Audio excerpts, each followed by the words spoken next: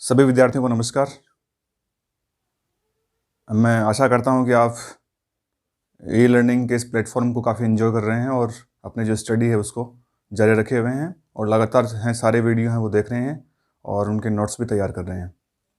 पिछले वाले लेक्चर में हम लोगों ने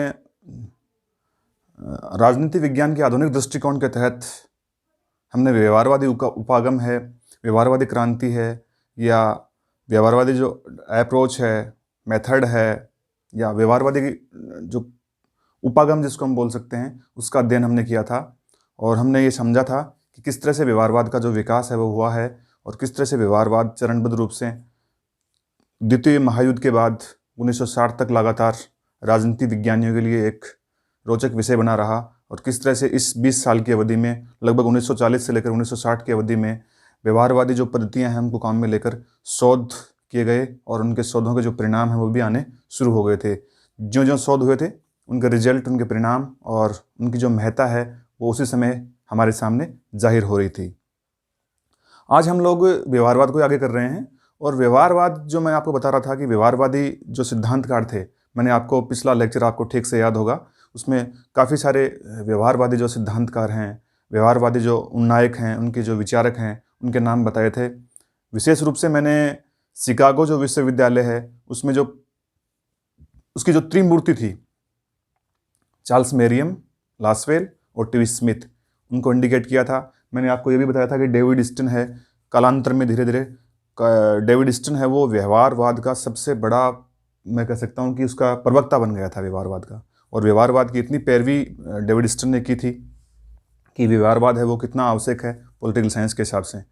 तो आज हम लोग व्यवहारवाद जो शोध और जो सिद्धांत आए थे हमारे सामने 20 साल में, उनको व्यवस्थित रूप से, एकेडमिक रूप से किस तरह से हम इसका अध्ययन करेंगे, ये मैं कह सकता हूँ कि लिपिबद्ध जिन विद्वानों ने किया है उनमें से बेसिकली दो नाम हमारे सामने आएंगे। एक नाम आएगा क्रिकपेट्रिक का और दूसरा नाम आएगा डेविड स्टन का। तो डेविड स्टन की जो व्यवहारवाद की जो विशेषताएं हैं या डेविड स्टन ने व्यवहारवाद के बारे में जो कुछ बताया है या उसकी जो बौद्धिक आधारशिलाएं हैं वो रखी हैं, वो मैं आपको संक्षिप्त में बताऊंगा। आज का जो वीडियो व्याख्यान है बहुत लंबा नहीं होगा। देखिए, व्यवहारवाद की मूल मान्यताएं, बौद्धिक आधारशिलाएं किसके अनुसार? डेविड स्टन के अनुसार। डेविड स्टन पहले प्रवक्ता हैं व्यवहारवाद के, जो व्यवहारवाद की जो विशेषताएं हैं उनको लिपिबद्ध करते हैं, उनको सॉर्ट करते हैं और उनको मैं कह सकता हूं कि एकेडमिक व्यू से उनको लिखते हैं वो। तो ये व्यवहारवाद की जो मूल मान्यताएं हैं जिनको हम बौद्धिक आधारशिलाएं, यानी बुद्धि इनके पीछे जो है काम करेगी वो इस तरह से काम करेगी। और ये 8 है कुल और ये डेविड स्टन के अनुसार है। डेविड स्टन ही मैं बता रहा हूँ आपको 1950 के दशक के बाद व्यवहारवाद का सबसे बड़ा प्रवक्ता बन के हमारे सामने आया था। अब व्यवहारवाद की जो ये 8 बौद्धिक आधारशिलाएं हैं, यही वास्तव में, ऐसा नहीं है कि बहुत सारे विद्वान थे तो उन्होंने अलग अलग अपनी विशेषताएं बताई थी, लेकिन सबसे सटीक जो विश्लेषण था वो डेविड स्टन का था। और ये डेविड स्टन की जो व्यवहारवाद की 8 जो बौद्धिक आधारशिलाएं हैं वो हमें ठीक से याद रखनी है और न केवल ठीक से याद रखनी है बल्कि क्रमशः हमें याद रखनी है। एक और मैं बता रहा हूँ आपको, क्रिकपेट्रिक, उसकी चर्चा भी मैं पहले कर लेता हूँ आपके सामने। क्रिकपेट्रिक ने भी व्यवहारवाद की जो सीमाएं हैं उनको तय किया था कि व्यवहारवाद है वो किस तरह से काम करेगा और क्या है वास्तव में। तो क्रिकपेट्रिक ने जिन चीज़ों पर जोर दिया है उसमें 4 चीज़ें इंपॉर्टेंट है अपने आप में, 4 चीज़ें महत्वपूर्ण है। क्रिकपेट्रिक हैं वो ये मानते हैं कि भाई शोध के लिए मूल इकाई है वो व्यक्ति नहीं होकर संस्था होना चाहिए। व्यवहारवाद को वो फोकस करते हैं कि जो रिसर्च होंगे पॉलिटिकल साइंस में अब, उसमें शोध के लिए जो मूल इकाई है वो संस्था नहीं होगी, समूह नहीं होगा, बल्कि उस संस्था और समूह में काम करने वाला जो व्यक्ति है वो शोध की इकाई बनना चाहिए। ये इनका एक पहला आयाम था। क्रिकपेट्रिक ने व्यवहारवाद की जो 4 विशेषताएं बताई हैं उनमें पहली विशेषता यही बताई है। दूसरा, उन्होंने ये बताया कि राजनीति विज्ञान की जो अन्य समाज विज्ञानों के साथ एकता है उस पर बल देना अति आवश्यक है। राजनीति विज्ञान है उसको अलग थलग करके हम अन्य समाज विज्ञानों से व्यवहारवादी जो पद्धतियां हैं उनका लाभ नहीं प्राप्त कर सकते। तो हमें करना क्या है? राजनीति विज्ञान को समग्र रूप से देखना है और अन्य जो समाज विज्ञान है उनके साथ देखना है। दूसरी विशेषता थी वो ये थी कि समाज विज्ञानों से निकटता स्थापित करना।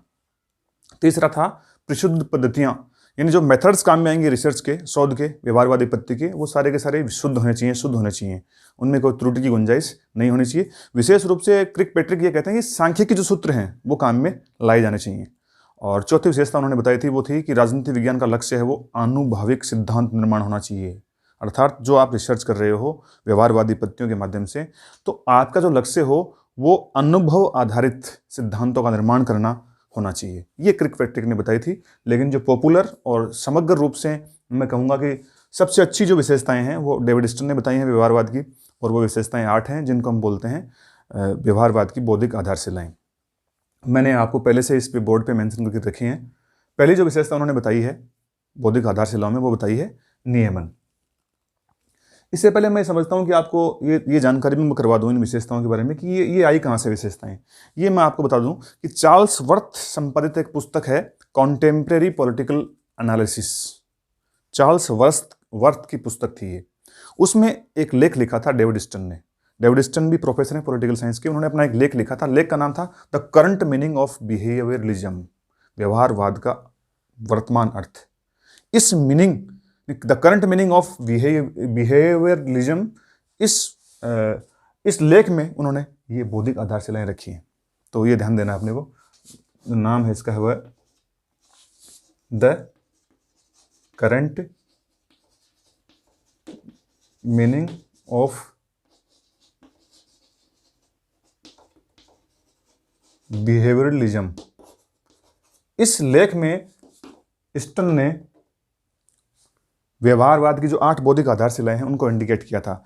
ये लेख जो लिखा था ये चार्ल्स वर्थ की एक पुस्तक थी द कंटेम्प्रेरी पॉलिटिकल एनालिसिस, उसमें ये लेख छपा था और इसमें ये बौद्धिक आधारशिलाएं थी, ये डेविड स्टर्न के द्वारा हमारे सामने लाई गई थी। ये एक तथ्यात्मक सवाल है परीक्षाओं के दृष्टिकोण से कि किस लेख में ये बताया गया था। तो लेख जो डेविड स्टर्न का उसका नाम है the current meaning of behaviourism, और पुस्तक जिसमें ये लेख छपा था और ये 8 जो बौद्धिक आधारशिलाएं छपी थी, पुस्तक का नाम है द कंटेम्प्रेरी पॉलिटिकल एनालिसिस, समसामयिक राजनीतिक विश्लेषण, उस पुस्तक का नाम था। और पुस्तक के संपादक थे वो चार्ल्स वर्थ थे। ये हमें देखना है। अब हम बात करेंगे एक एक विशेषता की जो बताई गई है व्यवहारवाद की डेविड स्टर्न के द्वारा। देखिए, पहली विशेषता बता रहे हैं डेविड स्टर्न, वो कह रहे हैं कि नियमन या नियमितताएं, रेगुलराइजेशन मैंने इंग्लिश में भी लिखा है, नियमन या नियमितताएं। वो कहते हैं कि मानव का जो व्यवहार है, मानव का जो राजनीतिक व्यवहार है, उसमें कुछ नियमितताएं पाई जाती हैं। वो इस निष्कर्ष पे पहुंचते हैं कि मानव जब निश्चित परिस्थितियों में कोई राजनीतिक व्यवहार करता है, किसी पर्टिकुलर नेता को वोट डालता है, किसी पर्टिकुलर पार्टी को वोट डालता है, या किसी विशेष दृष्टिकोण को अपनाकर जब वोट डालता है, तो वो जो पैटर्न है उस व्यक्ति का अगर हम स्टडी करेंगे तो हम ये पाएंगे कि उसमें एक निश्चित पैटर्न बना हुआ है। तो मानव जब राजनीतिक व्यवहार करता है तो वो यूं ही नहीं करता है कि कभी कुछ कर रहा है कभी कुछ, उसमें कुछ नियमितताएं पाई जाती हैं। स्टर्न ने कहा हमें व्यवहारवाद के माध्यम से इन नियमितताओं को खोजना है कि कौन सी नियमितताएं हैं वो पाई जाती हैं। ठीक है। दूसरा उन्होंने बताया कि सत्यापन। स्टर्न कहते हैं कि जो मानव के राजनीतिक व्यवहार में जो नियमितताएं पाई जाती हैं, उन नियमितताओं का सत्यापन किया जा सकता है। जैसे मान लीजिए आपने किसी समूह में ए से लेकर डी तक 4 व्यक्तियों का राजनीतिक व्यवहार देखा है और उसकी जो कुछ नियमितताएं हैं वो खोजी हैं आपने। ठीक है। अब जो नियमितताएं खोजी हैं, उन नियमितताओं में आपने ये खोजा है कि जो व्यक्ति ए और बी हैं वो दोनों जाति के आधार पर वोट डालते हैं। हर बार उनका जो वोटिंग का पैटर्न रहता है वो जाति के आधार पर है। तो वो कहता है कि ये ए और बी है, तो आप इसमें जो नियमितताएं थी, इनकी जो विशेषताएं थी पॉलिटिकल बिहेव करने की, इन विशेषताओं का सत्यापन कर सकते हो। आप जब तीसरी और चौथी बार या 5वीं 6ठी बार जब वोट पड़ेंगे तो आप ये देख सकते हो कि पुनः वो ए और बी हैं, वो वोट डालने का पैटर्न क्या रखेंगे, अपनी जाति के उम्मीदवार को या जाति के आधार पर ही वोट वो डालेंगे। तो वो स्टर्न कह रहे हैं कि जो नियमितताएं मानव व्यवहार में हैं उनका सत्यापन किया जा सकता है। ऐसी तकनीक उपलब्ध हो सकती है जिससे उस नियमितताओं का सत्यापन हो सकता है। तीसरा, तकनीक के प्रयोग पर बल।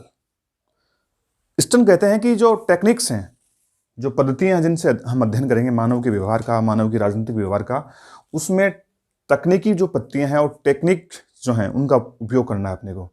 टेक्निक का उपयोग करने का मतलब है विशुद्ध वैज्ञानिक पद्धतियों का प्रयोग करना, या फिर देखो टेक्निक हम उसको बोलेंगे जिसमें तकनीकी शब्द यहाँ हम इसके लिए बोलेंगे कि मान लीजिए ऐसी पद्धतियाँ काम में आ रही हों जो मशीनों से या कैलकुलेट करके या कंप्यूटरों के माध्यम से उनमें हम आंकड़े डालेंगे। आंकड़े डालने के बाद में जो आंकड़े हमें यहाँ से प्राप्त हो रहे हैं नियमन और सत्यापन से, उनके आधार पर हम निष्कर्ष निकाल सकते हैं। तो बड़े पैमाने पर जो डेविड स्टर्न है वो कहते हैं कि तकनीकी प्रयोगों को करने की जरूरत है, सांख्यिकी जो पद्धतियाँ हैं वो काम में लेनी हैं, और जो अपने रिसर्च हैं, जो शोध हैं और उनके जो परिणाम है वो एकदम से एक्यूरेट आए, इसके लिए हमें क्या करना है, मशीनी जो पद्धति हैं उनका प्रयोग करना है। विशेष रूप से कंप्यूटराइजेशन के प्रबल समर्थक थे डेविड स्टन।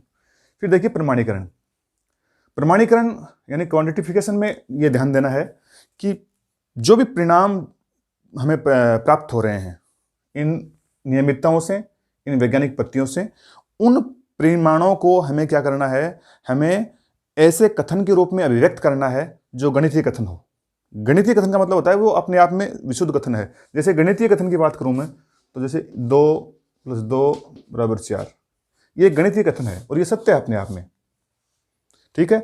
तो कह रहे हैं कि पॉलिटिकल साइंस के जो रिसर्च इन पद्धतियों से प्राप्त हो रहे हैं, उन पद्धतियों को भी हमें क्या करना है, गणितीय पद्धति से क्या करना है, गणितीय पद्धति से व्यक्त करना है। अर्थात हमें ऐसे विशुद्ध रिसर्च प्राप्त कर लेने हैं कि हम लिखें। जैसे मान लीजिए पॉलिटिकल साइंस में जो कल्पना कर रहे हैं डेविड स्टन, वो ये कर रहे हैं कि जैसे मान लो मैं बोल सकता हूं जैसे भ्रष्टाचार प्लस अराजकता = सरकार को खतरा। सरकार को खतरा अर्थात ये गणितीय कथन हो गया कि जब भ्रष्टाचार और अराजकता किसी राज्य में, किसी सोसाइटी में मिली हुई हैं तो क्या हो जाएगा, इसका परिणाम क्या आएगा, बराबर सरकार को खतरा। निश्चित रूप से सरकार को खतरा उत्पन्न हो सकता है। तो हमें जो रिसर्च प्राप्त हो रहे हैं उनको गणितीय कथनों को जिस तरह से हम प्रकट करते हैं, ठीक वैसे ही हमें सामाजिक विज्ञान में, समाज विज्ञानों में इन कथनों को प्रकट करना है। ये थी इनकी तीसरी विशेषता। चौथा मैं आपको बता चुका हूं, प्रमाणीकरण हो गया अर्थात गणितीय हो गया। अब बात है मूल्य निरपेक्ष की, वैल्यू फ्री। ये मैं जब व्यवहारवाद मैंने पढ़ाया था, आपको ठीक से समझाया था कि मूल्य निरपेक्ष एक दृष्टिकोण है। इसमें व्यवहारवादी ये कहते हैं कि हमें मूल्यों को छोड़ देना है, तथ्यों की बात करनी है। जो फैक्ट्स हैं सोसाइटी में, जो पॉलिटिकल डिबेट में फैक्ट्स हैं, जो व्यक्ति के राजनीतिक व्यवहार में जो फैक्ट्स हैं, तथ्य, उनकी हमें बात करनी है। हमें मूल्यों की बात नहीं करनी है कि कौन से मूल्य समाज के लिए ज़रूरी हैं, कौन से मूल्य व्यक्ति के लिए ज़रूरी हैं। हमें मूल्यों को साइड में रखना है और केवल तकनीकी, वैज्ञानिक और जो तथ्य हमें प्राप्त हो रहे हैं विभिन्न पद्धतियों से, उन तथ्यों पर ही फोकस करना है पूरी तरह से। यह है मूल्य निरपेक्ष।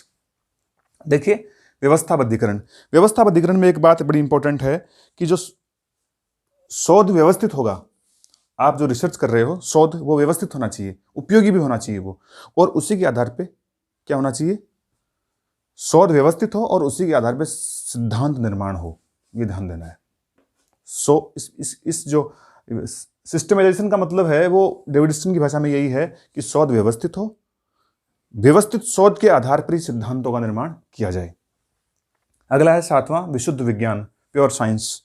तो व्यवहारवादी हैं वो सारे व्यवहारवादी विशुद्ध रूप से ये चाहते हैं कि भाई पॉलिटिकल साइंस है उसको एक प्राकृतिक विज्ञान की भांति तो नहीं, लेकिन ठीक वैसा ही एक विज्ञान बनाने के लिए हमें पद्धतियों का प्रयोग करना है। तो डेविड स्टन भी यही चाहते हैं कि जो विशुद्ध विज्ञान है उसकी तरफ हमें बढ़ना है, प्रमाणीकृत विधियां काम में लेनी है। और अंत में है एकीकरण। एकीकरण का मतलब है कि समाज विज्ञानों के साथ राजनीतिक विज्ञान को मिलाना है। हम व्यक्ति की राजनीतिक व्यवहार को अलग थलग रख के, उसकी राजनीति को अलग थलग रख के नहीं समझ सकते। सामाजिक विज्ञानों के साथ हमें उसको जोड़ के समझना है। अन्य जो समाज विज्ञान है, चाहे वो अर्थशास्त्र है, धर्मशास्त्र है, नीति शास्त्र है या कोई और शास्त्र होगा, हमें जो व्यक्ति की राजनीतिक व्यवहार को समझने के लिए उसके जो अन्य तरह के व्यवहार हैं, आर्थिक व्यवहार हैं, धार्मिक व्यवहार हैं, सांस्कृतिक सामाजिक व्यवहार हैं, उनको समझना जरूरी है। अतः पॉलिटिकल साइंस को हमें इंटीग्रेटेड करना है, एकीकृत करना है। किसके साथ? अन्य समाज विज्ञानों के साथ। इसको हम अलग थलग रख के अलग विधियों के साथ अध्ययन करेंगे तो उसके परिणाम नहीं आ पाएंगे। तो ये थी बौद्धिक आधारशिलाएं जो डेविड स्टन ने बताई थी। मैं उम्मीद करता हूँ कि आज के इस लेक्चर को आप ठीक से समझ पाए होंगे। बहुत बहुत धन्यवाद।